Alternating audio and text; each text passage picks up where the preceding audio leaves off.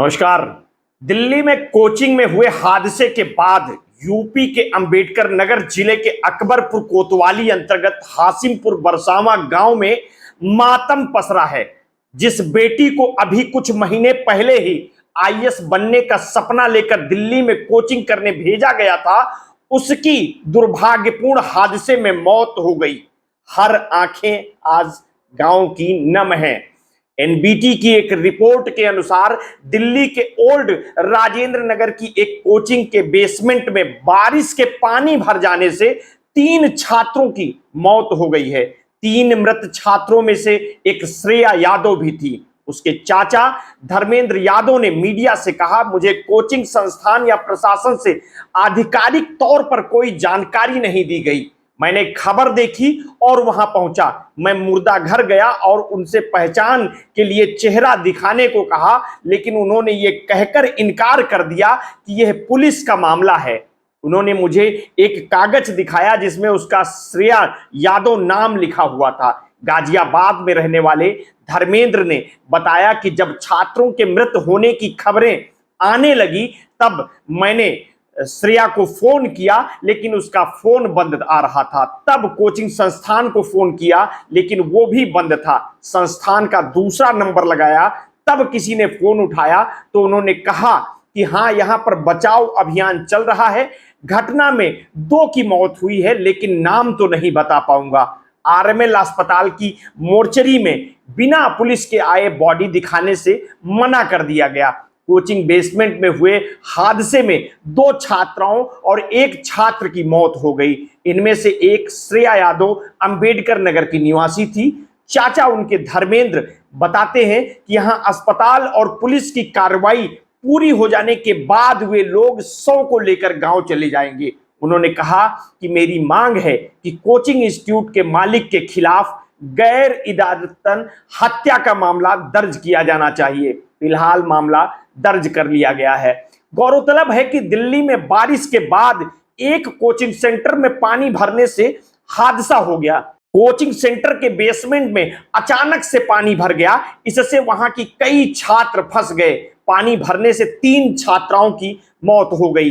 घटना की जानकारी मिलते ही एनडीआरएफ की टीम मौके पर पहुंची। दिल्ली अग्निशमन विभाग के अनुसार शाम करीब 7 बजे राव आईएएस स्टडी सेंटर नामक कोचिंग से जलभराव की सूचना मिली थी।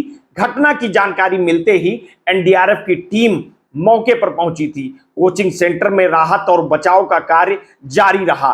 घटना घटित होने के बाद अब प्रशासन की नींद खुली है और फिर वो अब तबातोड़ कार्रवाई शुरू कर चुकी है। न्यूज 18 की एक रिपोर्ट की माने तो ओल्ड राजेंद्र नगर में स्थित राव आईएएस स्टडी सर्किल के बेसमेंट में पानी भरने से हुई 3 छात्रों की मौत के बाद दिल्ली नगर निगम ने नियमों का उल्लंघन करने वाले कोचिंग केंद्रों के खिलाफ कार्रवाई शुरू कर दी है।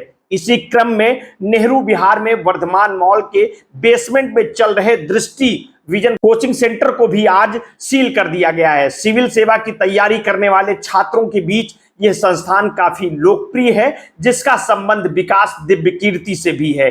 इससे पहले रविवार देर रात तक जारी कार्रवाई के दौरान करीब 13 कोचिंग सेंटर सील किए गए हैं। बयान में कहा गया है कि ये कोचिंग सेंटर नियमों का उल्लंघन कर बेसमेंट में संचालित हो रहे थे और उन्हें मौके पर ही सील कर दिया गया है तथा नोटिस चस्पा कर दिया गया है। उन्होंने बताया कि एमसीडी ने पिछले साल मुखर्जी नगर में एक संस्थान में भीषण आग लगने के बाद ऐसे कोचिंग केंद्रों का सर्वेक्षण किया था। इस बीच पीटीआई ने अपने सूत्रों के हवाले से बताया है कि दिल्ली पुलिस नालों की गाद निकालने और राव आईएएस स्टडी सर्किल को अनापत्ति प्रमाण पत्र जारी करने के बारे में एमसीडी अधिकारियों से पूछताछ कर सकती है, जहां बेसमेंट में पानी भर जाने के कारण 3 विद्यार्थियों की मौत हो गई है। इस बेसमेंट का इस्तेमाल एक पुस्तकालय के तौर पर किया जा रहा था। सूत्रों ने बताया है कि पुलिस इन मुद्दों को लेकर दिल्ली नगर निगम को पत्र लिखने जा रही है और जांच के दौरान आवश्यकता पड़ी तो संबंधित अधिकारियों को पूछताछ के लिए बुलाया जा सकता है। बरसाती नालों से गाद निकालने की जिम्मेदारी एमसीडी की होती है। ऐसा आरोप है कि ओल्ड राजेंद्र नगर में राव आईएएस कोचिंग सेंटर के समीप कथित जल निकासी प्रणाली उचित तरीके से काम नहीं कर रही थी, जिसके कारण सड़क पर बारिश का पानी इकट्ठा हो गया और कोचिंग की इमारत की बेसमेंट में घुस गया। पुलिस ने बताया है कि बेसमेंट का मालिक इसका इस्तेमाल एक पुस्तकालय के लिए कर रहा था और उसने प्रवेश द्वार पर बायोमेट्रिक प्रणाली भी लगाई थी। दिल्ली पुलिस ने घटना की जांच के लिए एक प्राथमिकी दर्ज की है और कई दल गठित किए हैं। राव आईएएस स्टडी सर्किल के मालिक और संयोजक को गिरफ्तार कर उन पर गैर इरादतन हत्या तथा अन्य आरोपों के तहत मुकदमा दर्ज किया गया है। दोनों आरोपियों को रविवार को 14 दिन की न्यायिक हिरासत में तिहाड़ भेज दिया गया है। अब आगे की जो भी अपडेट होगी हम आपको समय समय पर देते रहेंगे। आपने अगर अभी तक हमारे इस चैनल को सब्सक्राइब नहीं किया है तो कर लीजिए, बेल आइकन दबाना ना भूलिए। अपने स्वास्थ्य के प्रति सचेत रहिए, सजग रहिए, अपना ध्यान रखिए। बहुत बहुत धन्यवाद। साधुवाद।